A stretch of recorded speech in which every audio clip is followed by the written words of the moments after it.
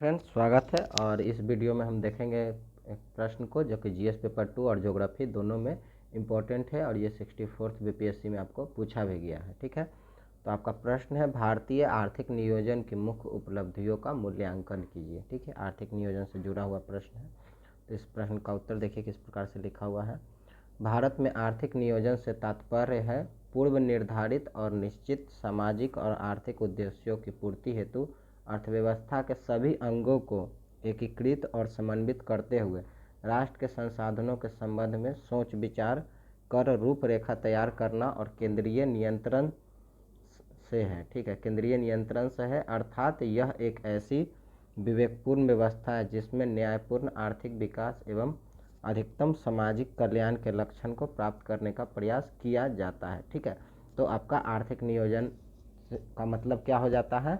तो ये केंद्र से जारी किया गया एक योजना होता है कि सभी क्षेत्रों का विकास किस प्रकार से किया जाए। ठीक है, और इस विकास को एक केंद्रीय नियंत्रण में लिया जाता है और उसको विभिन्न स्तरों तक पहुंचाने के लिए योजनाओं को कार्यान्वित किया जाता है। ठीक है, नेक्स्ट है, देखिए इसको फ्लो चार्ट के माध्यम से दिखाया गया। भारत में आर्थिक नियोजन की आवश्यकता। ठीक है, तो भारत में आर्थिक नियोजन की आवश्यकता क्यों है? तो इन सभी वजहों से है, जैसे कि संसाधनों को समान वितरण के लिए आर्थिक नियोजन का आवश्यक है, आत्मनिर्भरता की प्राप्ति के लिए इसकी ज़रूरत है, आर्थिक संसाधनों की उचित दोहन के लिए भी इसकी ज़रूरत है, राष्ट्रीय आय में वृद्धि के लिए भी इसकी ज़रूरत है। ठीक है,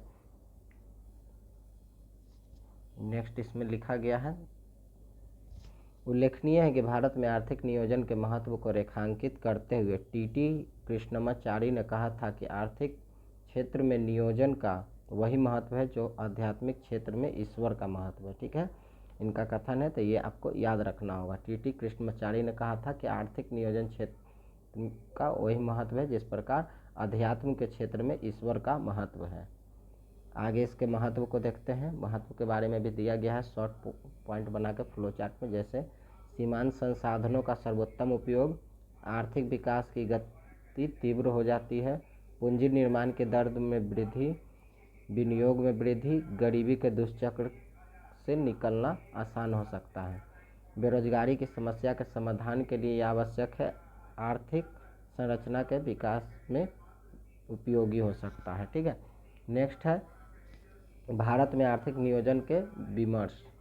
आर्थिक नियोजन के लिए क्या क्या उपाय के सुझाव क्या क्या है? तो विश्वेश्वरैया का ये बनाया हुआ योजना है, फिक्की प्रस्ताव है, राष्ट्रीय योजना समिति है, बॉम्बे प्लान है, गांधीवादी योजना है, जन योजना है और सर्वोदय योजना है। इन सभी चीज़ें आर्थिक नियोजन के विमर्श मतलब परामर्श के रूप में दिए जा चुके हैं। ठीक है, अब है भारत में आर्थिक नियोजन हेतु उत्तरदायी संस्था, मतलब आर्थिक नियोजन के लिए कौन कौन सी संस्था उत्तरदायी है?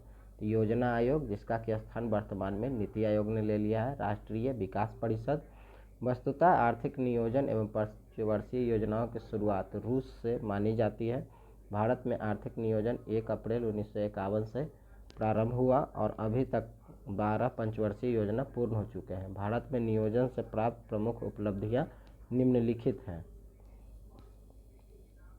काफ़ी शॉर्ट में अच्छा आंसर दिया हुआ है। राष्ट्रीय आय एवं प्रति व्यक्ति आय में वृद्धि, बचत एवं विनियोग दर में वृद्धि, कृषि क्षेत्र में विकास, औद्योगिकरण, विद्युत उत्पादन में वृद्धि, परिवहन एवं संचार क्षेत्र का विकास, शिक्षा और स्वास्थ्य में सुधार, बैंकिंग क्षेत्र में उन्नति,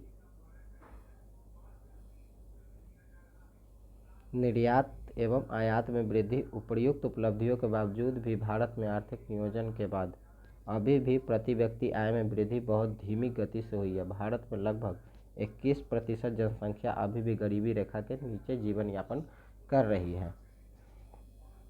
अभी एक कंक्लूजन के रूप में लिखना होता है, तथा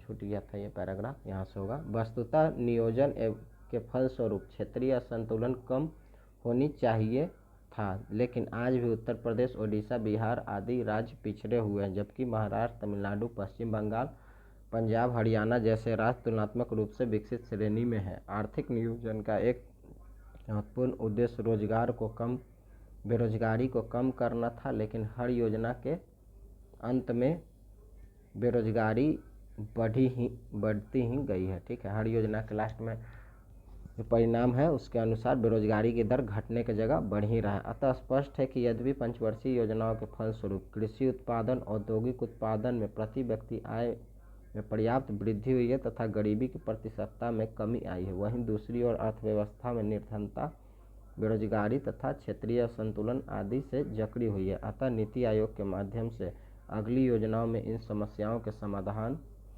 के लिए ठोस प्रयास करने की आवश्यकता है। ठीक है, इस प्रकार से इसका आंसर आप लोग को एक शॉर्ट रूप में लिखा गया है कि एक संतुलित आंसर का रूप है आपको। फिर देखते हैं नेक्स्ट टॉपिक क्या है हम लोग का।